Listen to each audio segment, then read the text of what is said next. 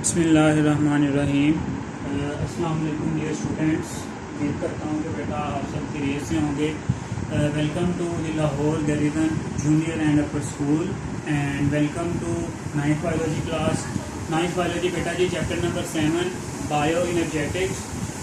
Page number है आपके पास 121 और जो बेटा टॉपिक आज हमने डिस्कस करना है वो है लाइट रिएक्शंस। ठीक है, लास्ट लेक्चर्स में हमने लाइट रिएक्शन का और डार्क रिएक्शन का डिफरेंस देखा था, तो आज के लेक्चर में हम डिटेल में देखेंगे कि लाइट रिएक्शंस क्या हैं, कहाँ पे हो रहे होते हैं और किस किस मैकेनिज्म के थ्रू जो है वो लाइट रिएक्शंस में ATP एंड NADPH प्रोडक्शन होती है। ठीक है, तो सिंपली पहले अगर डेफिनेशन आप देखें तो डेफिनेशन ये है लाइट रिएक्शंस की कि light reactions are those reactions in which sunlight is captured and used to make high energy molecules. ठीक है, light reactions are those reactions in which light energy is captured and used to make high energy molecules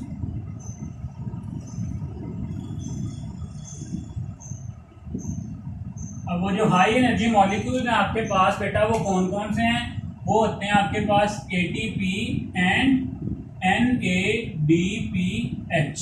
ठीक है, clear हो गया। पहली बात तो समझें कि लाइट रिएक्शन में बेसिकली होता क्या है, जो सन से आपके पास सनलाइट आ रही होती है उसको जो डिफरेंट आपके पास फोटोसिंथेटिक पिगमेंट्स हैं लाइक क्लोरोफिल, केराटिनॉइड्स या दूसरे अदर जो पिगमेंट्स हैं वो क्या करते हैं, उस लाइट एनर्जी को कैप्चर करते हैं। ठीक है, कैप्चर करने के बाद उसको फिर यूज करते हैं किसके लिए, for the production of ATP and the NADPH। Clear हो गया। चलें अब आते हैं इसकी समरी की तरफ कि ये जो किस किस तरह से ये जो प्रोसेस आपके पास हो रहा होता है। ठीक है, पहले स्टेप में क्या होता है, when chlorophyll molecule absorb light their energy level increase and electrons are emitted. ठीक है, स्टेप्स आ रहे हैं इसके। पहला स्टेप क्या है, क्लोरोफिल मॉलिक्यूल्स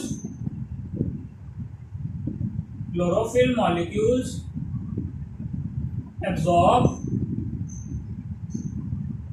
लाइट। जैसे ही क्लोरोफिल मॉलिक्यूल्स जो हैं लाइट को एब्जॉर्ब करेंगे देयर एनर्जी लेवल इंक्रीज। ठीक है, क्या होगा, देयर एनर्जी लेवल, अब लाइट पड़ी है, जैसे ही लाइट पड़ेगी उनका जो एनर्जी लेवल है देयर एनर्जी लेवल इंक्रीज। अब जैसे ही एनर्जी लेवल इंक्रीज होगा तो क्या होगा आपके पास, there electrons are emitted and there electrons are emitted. Clear हो गया। क्या हुआ बेटा, हमारे पास जो क्लोरोफिल मॉलिक्यूल्स पे जैसे ही लाइट पड़ती है तो उनका जो एनर्जी लेवल है वो क्या हो जाता है, इंक्रीज हो जाता है। जैसे ही एनर्जी लेवल इंक्रीज होता है तो बेटा जो आपके पास इलेक्ट्रॉन्स हैं वो क्या हो जाते हैं, इमिट हो जाते हैं। ठीक है, यहाँ पे बेटा अगर हम देखें फॉर एग्जांपल ये आपके पास क्लोरोफिल मॉलिक्यूल है। ठीक है, यहाँ पे बहुत सारे क्लोरोफिल मॉलिक्यूल्स प्रेजेंट हैं। अब यहां से बेटा आई सनलाइट। ठीक है, जैसे ही सनलाइट पड़ी किस पे, क्लोरोफिल मॉलिक्यूल्स पे, तो इनके जो एनर्जी लेवल है वो क्या हो गया, इंक्रीज। जैसे ही एनर्जी लेवल इंक्रीज हुआ है तो बेटा यहां से आपके पास इलेक्ट्रॉन्स जो हैं वो क्या हो जाएंगे, इमिट हो जाएंगे। ठीक है, यहां से जो आपके पास इलेक्ट्रॉन्स हैं बेटा जी वो क्या हो जाएंगे, इमिट हो जाएंगे। क्लियर हो गया। फिर से देखें, व्हेन, सिर्फ आप डायग्राम को याद रखें, बाकी लिखा पूछ सकते हैं। ठीक है, व्हेन क्लोरोफिल मॉलिक्यूल्स, ये आपके पास क्लोरोफिल मॉलिक्यूल है। ठीक है, chlorophyll, when chlorophyll molecule absorb sunlight, ठीक है, देयर एनर्जी लेवल इंक्रीज। अब जैसे इनका एनर्जी लेवल इंक्रीज होगा देयर इलेक्ट्रॉन्स आर इमिटेड। ये जो इलेक्ट्रॉन्स है बेटा यहां से ये क्या हो जाएंगे, इमिट हो जाएंगे। क्लियर है। चलें जी, अब ये पहला स्टेप हो गया। सेकंड स्टेप में क्या होगा आपके पास, electrons are pass to electron transport chain to produce ATP। Step 2 में आपके पास क्या होगा, electrons are passed to electron transport chain, electron transport chain for the production of ATP. अब आपने ये बात भी समझनी है कि ये वाला जो स्टेप है ये किस तरह से हो रहा है, ठीक है।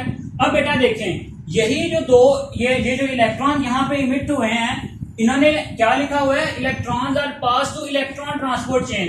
अब यही जो इलेक्ट्रॉन्स हैं इन्होंने इलेक्ट्रॉन ट्रांसपोर्ट चेन से गुजरना है, ठीक है। यहाँ पे बेटा आपके पास क्या है, एक इलेक्ट्रॉन ट्रांसपोर्ट चेन है, ठीक है। यहाँ पे क्या आपके पास, ये आपके पास आ गई इलेक्ट्रॉन ट्रांसपोर्ट चेन। अब क्या होगा, जैसे ही ये इलेक्ट्रॉन्स जो हैं इस इलेक्ट्रॉन ट्रांसपोर्ट चेन से गुजरेंगे तो क्या होगा बेटा, यहां पे एटीपी एनर्जी प्रोड्यूस होगी। जैसे ही ये इलेक्ट्रॉन ट्रांसपोर्ट चेन से ये इलेक्ट्रॉन्स गुजरेंगे तो यहां पे आपके पास बेटा जी क्या होगी, एटीपी सिंथेसिस, ठीक हो गया।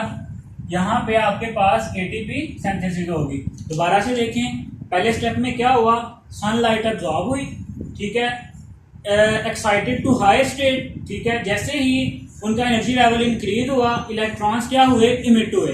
अब दूसरे स्टेप में क्या होना है, वही जो इलेक्ट्रॉन्स हैं आपके पास उन्होंने मूव करना है through the electron transport chain. जैसे ही वो इलेक्ट्रॉन ट्रांसपोर्ट चेन से मूव करेंगे तो क्या बनाएंगे, एटीपी बनाएंगे।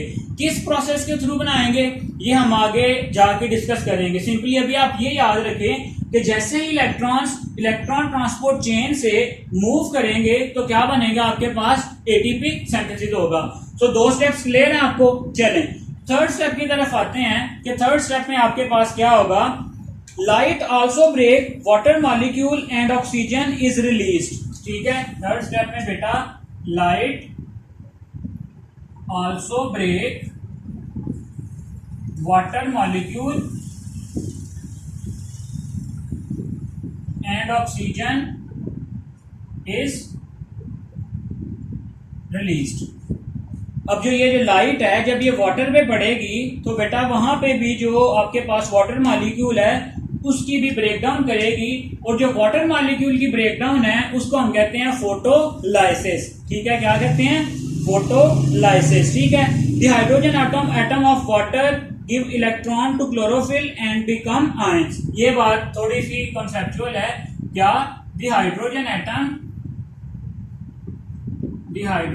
Atoms give electron to the chlorophyll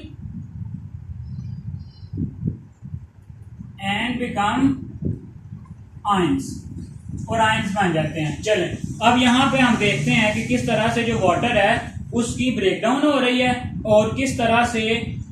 चलें ये बेटा फॉर एग्जांपल हमारे पास यहाँ पे एक वाटर मॉलिक्यूल था, यहाँ पे हमारे पास एक वाटर मॉलिक्यूल था, क्लियर है।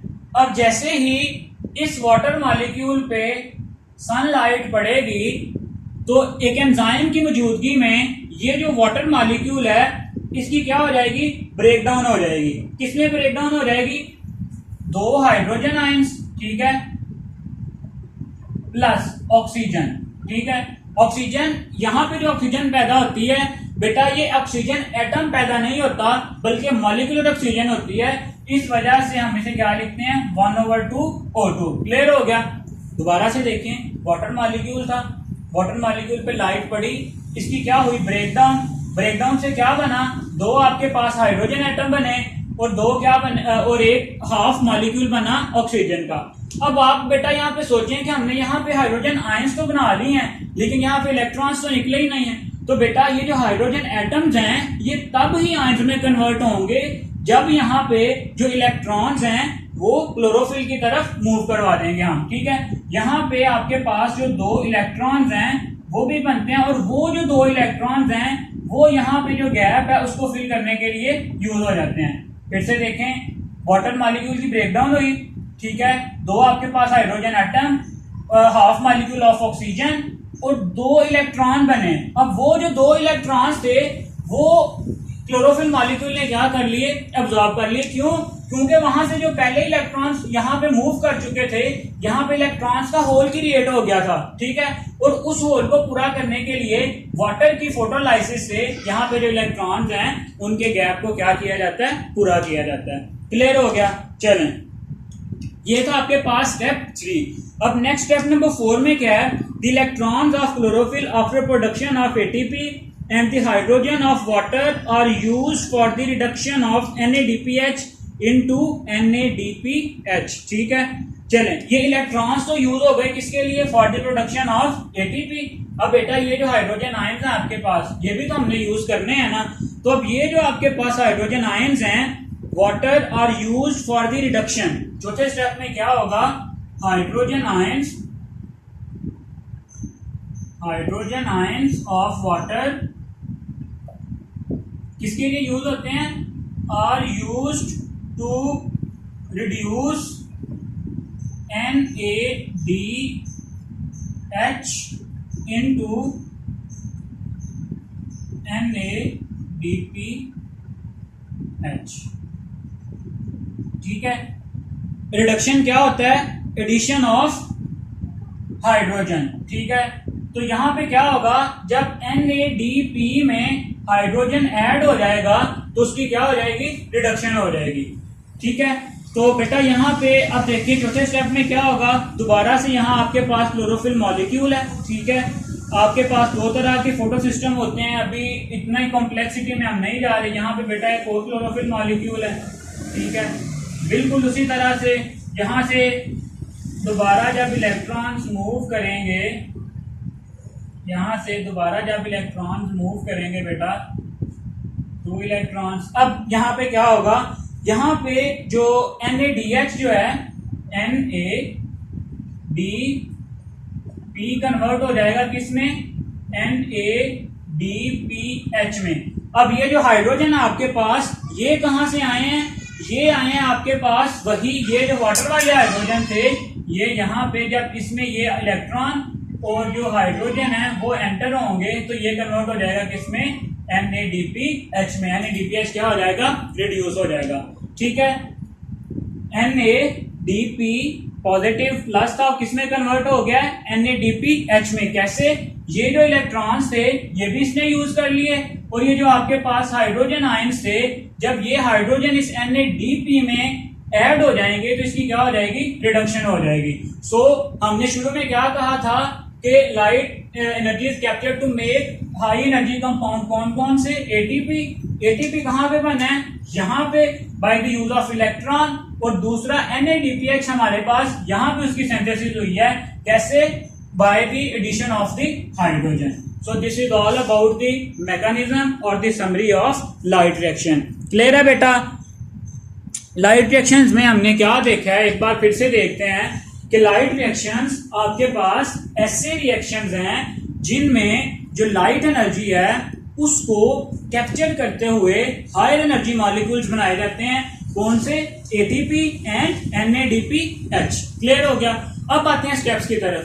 पहले स्टेप में क्या होगा, क्लोरोफिल मॉलिक्यूल जैसे ही लाइट, सनलाइट उस पर पड़ेगी तो जो उसका एनर्जी लेवल है वो क्या हो जाएगा, इंक्रीज हो जाएगा। जैसे ही एनर्जी लेवल इंक्रीज होगा तो जो इलेक्ट्रॉन्स हैं वो इमिट हो जाएंगे। ठीक है, अब जैसे ही इलेक्ट्रॉन इमिट होंगे तो नेक्स्ट स्टेप में क्या होगा आपके पास, स्टेप 2 में यही जो इलेक्ट्रॉन्स हैं ये इलेक्ट्रॉन ट्रांसपोर्ट चेन के थ्रू मूव करेंगे। ठीक है, जब ये इलेक्ट्रॉन ट्रांसपोर्ट चेन के थ्रू मूव करेंगे तो क्या बनाएंगे, एटीपी। ठीक है, अब हमारे पास तीसरे स्टेप में क्या हुआ, फोटोलाइसिस। अलग से भी शॉर्ट क्वेश्चन आता है, what is photolysis, breakdown of water in the presence of light is called as photolysis. ठीक है, अब फोटोलाइसिस में क्या होता है, ये जो आपके पास वाटर मॉलिक्यूल है वो कन्वर्ट हो जाता है 3 चीजों में, 2 आपके पास हाइड्रोजन आयन, 2 इलेक्ट्रॉन और हाफ मॉलिक्यूल ऑफ ऑक्सीजन। ठीक है, अब यहाँ पे जो इलेक्ट्रॉन का गैप बन गया था वो गैप फिल हो जाएगा ये वाले इलेक्ट्रॉन से। नेक्स्ट स्टेप में क्या होगा कि वही जो आपके पास इलेक्ट्रॉन ट्रांसपोर्ट चेन से होते हुए जो इलेक्ट्रॉन मूव करेंगे क्लोरोफिल की तरफ दोबारा से, वही जो इलेक्ट्रॉन्स हैं फिर यूज होंगे किसके लिए, for the production of NADPH। यहाँ पे बेटा ये जो हाइड्रोजन है ये भी यूज होगा for the reduction of NADP into NADPH। Clear हो गया? इसी वजह से हम कहते हैं ना रिडक्शन, एडिशन हुई है किसकी, यहाँ पे हाइड्रोजन की, एडिशन हुई है किसकी, हाइड्रोजन की। इस वजह से हम इसे क्या कह देते हैं, इसकी क्या हुई है, रिडक्शन। और जो दो हाई एनर्जी मॉलिक्यूल्स हैं ATP एंड NADPH बेटा, वो यहाँ पे हमने क्या कर लिए हैं, सिंथेसाइज कर लिए हैं। पेपर पॉइंट ऑफ व्यू से बेटा बहुत इंपॉर्टेंट लॉन्ग क्वेश्चन है ये, one of the most important long question of the chapter along with the diagram. ठीक है, अब बेटा ये जो आप देख रहे हैं डायग्राम आपको नजर आ रही है, ये बिल्कुल जी की तरह से है। ठीक है, जैसे इंग्लिश का अल्फाबेट है आपके पास जी, उसकी तरह ये देखें आपको बिल्कुल जेड की तरह की इसकी शेप नजर आ रही है। इस वजह से बेटा हम इसे जी स्कीम भी कहते हैं। ठीक है, पेपर में ये भी शॉर्ट क्वेश्चन एक दफा आ चुका है कि व्हाट इज जी स्कीम, या draw the Z scheme of the light reactions. ठीक है, चले, the whole series of light reaction is called Z scheme due to Z shape flow chart। Clear हो गया? मतलब Z की तरह का ये जो आपके पास फ्लो चार्ट बनता है, इसी वजह से हम इसे Z स्कीम भी कहते हैं। क्लियर हो गया बेटा? बहुत इंपॉर्टेंट टॉपिक है।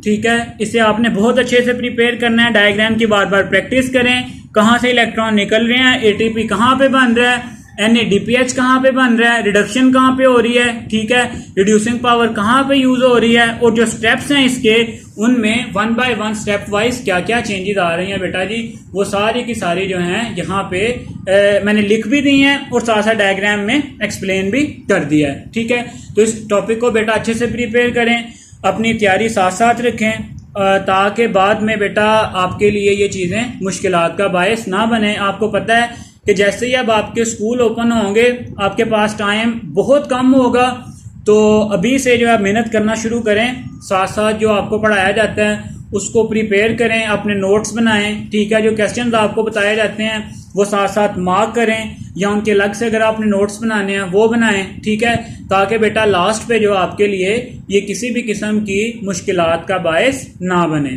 ठीक है, तो बेटा कल तक के लेक्चर के लिए फिर अल्लाह हाफिज।